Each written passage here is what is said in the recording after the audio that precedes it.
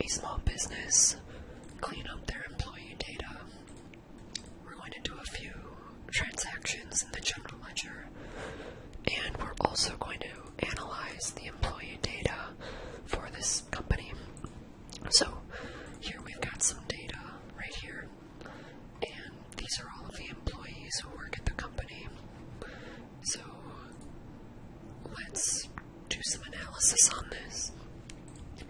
It looks to me like we've got three main departments in the company. So subject one, data cleanup.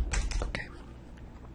So if we were to copy and paste, Control Shift down is how you can select a full range of cells. We paste that there. Let's remove duplicates here, and we're going to have to recolor this. Okay. So we've got three departments, right? Okay. And we're not going to use a pivot table because I don't want the color of the screen to go to white. I want to keep the black colored background. So here is the department. Okay. And let's see number of employees, right? We can use a countifs, and we can highlight this here because each row is one employee. So we want to see if the department, column G, matches this value. Okay, so right off the bat, we can see that there are more workers employed in production than in finance and accounting. Although, if you combine these two, there's actually more people in the, the back office than actually making stuff. But we don't have to deal with that quite yet. So, taking a closer look at the data, though, do we notice anything that's wrong with the data? Well, let's take a look at all of our occupations and try to clean it up a little bit, right? Because something doesn't seem right. So if we paste every single value here, right? Remove duplicates, and we recolor. Recolor the column. What do we notice? Well, it looks like this here is spelled incorrectly. So we should try to clean up the data so that when we summarize it, we don't have any issues with it. A few ways to do it, but this is probably the quickest way. Finance worker. Okay, so let's replace it. And Excel will tell us that we fixed one row of data. Okay. And make that just a tad bigger, just a touch. Okay, so we can now get rid of this row, right? Because we cleaned up that data. So now, what else looks wrong with this information? It looks like everybody is reporting to the correct department, right? So finance worker, do all of these match the proper department? It looks like they do. But here's something that doesn't look right. It looks like this director's wage is an hourly rate as opposed to an annual salary. So how can we fix that? They operate off of a 2,080-hour work year. So if we multiply that 110 by 2080, we get the proper annual salary. We also see that this finance worker is the only non-manager who appears to have a salaried position. This might be correct, but the company actually pays all of their non-managers an hourly wage. So how can we fix that? Well, we can take the annual salary and we can divide it by 2,080 to get that hourly rate. So it looks like most of the data is now good to go. first step of our task, cleaning up data. We're done with that, right? So let's highlight everything, right click and delete. Okay, good. Now, there were a few things that happened in the company that we need to keep track of. So we're going to just do a couple quick accounting entries, right? Let's call this the debit column. Let's call this the credit column. This is the activity.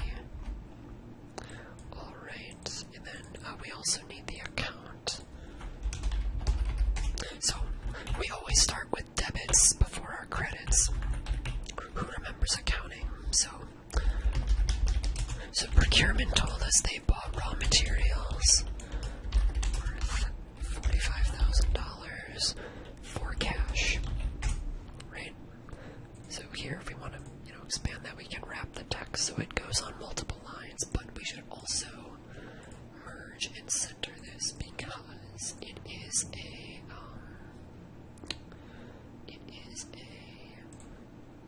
multi-row deal here. There we are. So, whoops. Alright. So, we've got 2 rows. Procurement told us they bought raw materials, right? So we know that they are adding to raw material inventory. And they added $45,000 to the raw material inventory. Raw materials are an asset, and assets, their normal, their value increases with debits and decreases with credits, right? And they told us that they paid cash for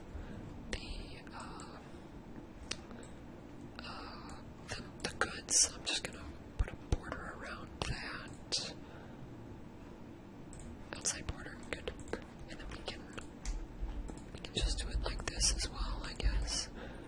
Yeah, let's put borders around everything. Bold the header. Okay. Perfect. Okay, and because we spent cash to buy the raw materials, right, we'll need to credit our cash account because cash is an asset. So the procurement department, who are a part of the finance department, they bought raw materials worth $45,000 and they paid cash for it. This is why we debit our raw material inventory account $45,000 and we credit our cash account $45,000. Alright, so the next transaction, we paid our hourly workers on a bi-weekly basis. So payroll is cutting a check. Well, not cutting a check, but payroll paid out employees on credit. What did they say? They said it was $225,000. No, that can't be right. Extra zero. $25,000 in wages. Right? So, let's expand that just a touch.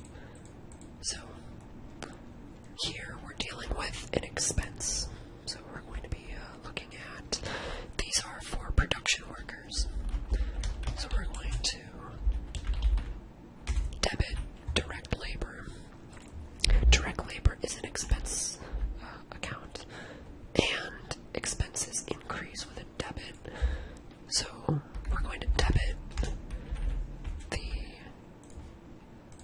direct labor account, $25,000, and then we're also going to credit our wages payable account because they said they paid the wages on credit. So we're gonna credit wages payable $25,000 because why? We paid out an expense, right? Expenses increase with a debit.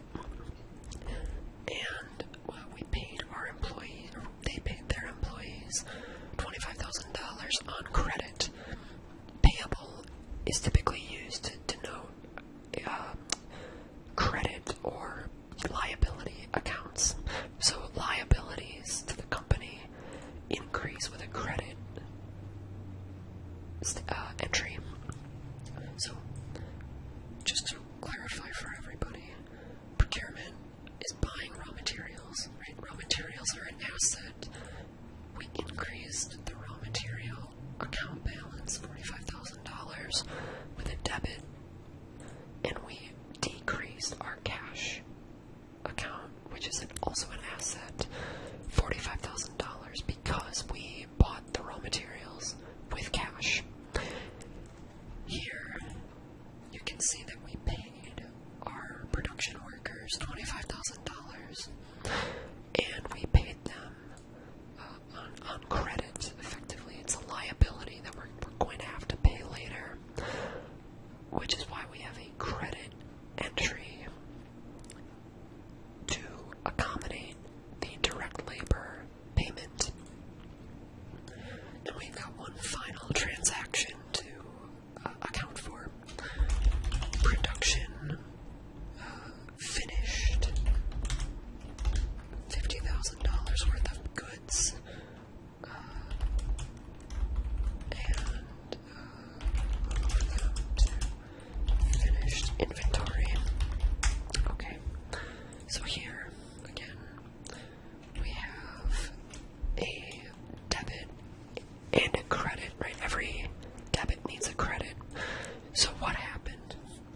So production is building stuff for making inventory, and they are finishing goods, right? So we've got our finished goods inventory here, and they completed $50,000 worth of material. Well, where did that come from? Well, if they finished the goods, they were probably a work in process. Right, so work in process inventory.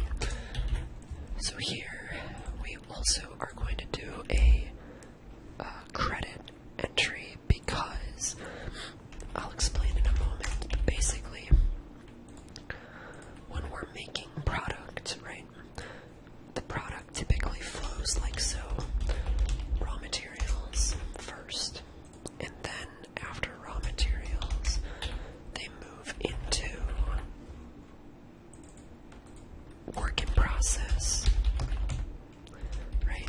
So basically, we've got, in this case, let's pretend we're a carpenter, right, or a lumber producer. So here we've got the raw wood and timber that comes from the forestry people. We start to turn them into planks, right? So we're going to make 2x4s or some other type of wood product. The work in process could be we took the logs, like the tree logs, and we turned them into unfinished planks, right? The goods are finally finished once we treat that plank with a special additive to make it stronger, keep it from withering, or warping. So this is the typical process for a manufacturing company, like the one we're helping, to keep track of their goods, their inventory. Everything starts in raw materials, moves into a work in process as it's worked on, and then it ends as a finished good that we're going to sell to people. So here are the 3 general ledger entries the company wanted us to do. So now we can finally move into our analysis of the employees, right? So how should we start this? Let's begin. Let's just actually make a new sheet in Excel here, and make this a little bit bigger. Okay, so first question. Questions. 1. How many salaried versus hourly employees are there in the company? Well, to answer that question, we could make a pivot table, but instead, let's do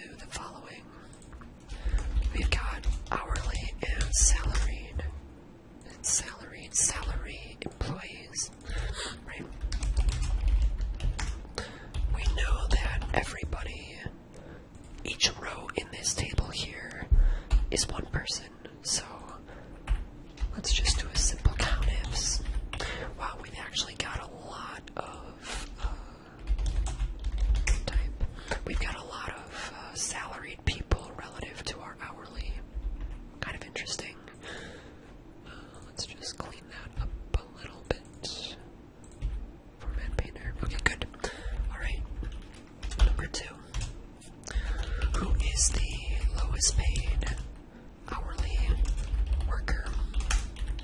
Alright, so for this one, we know that we are going to need an hourly worker, right? And we want to know who is the lowest paid, which sounds to me like a minimum, right? So, employee ID. We want to get the employee ID for whoever has the lowest value, right? So, rather than manually looking through this, here's what I am gonna do. So, let's just temporarily copy this column right here. Let's find the minimum value. Oh, I don't have minifs yet. Okay, we'll do this the old-fashioned way.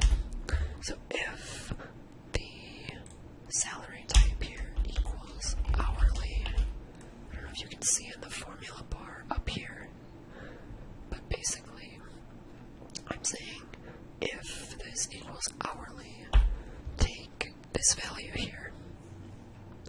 Otherwise, just NA doesn't really matter there. Alright, so we want the minimum if the salary type, the pay type is hourly. Let's press Control Shift Enter. So we know that does everybody see how I did that right there? So basically I'm taking the minimum, and then here I'm treating the range of cells as an array here. So basically look at each individual block. Only look at the ones that are hourly and give me the minimum or the smallest value.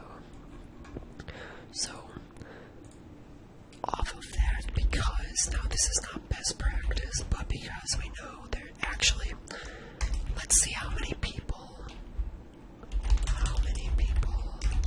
make lowest wage. Let's count how many people make $19 per hour. So here, go into here,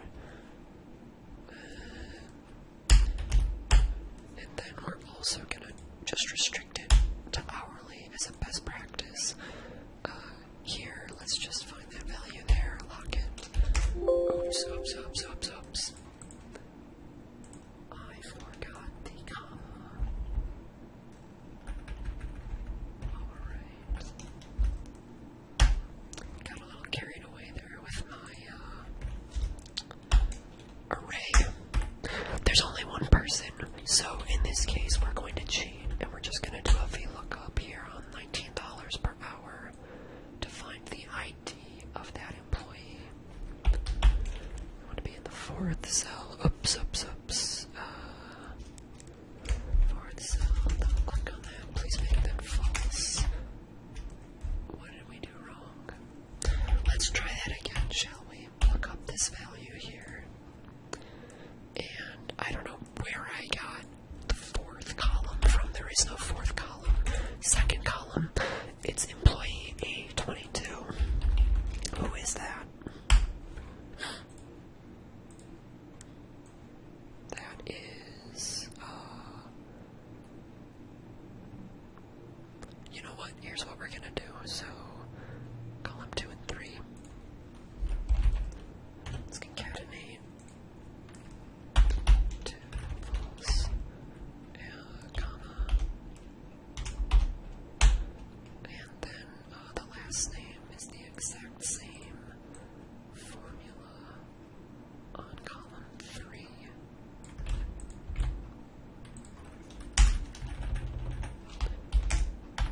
It's Atlas Gold.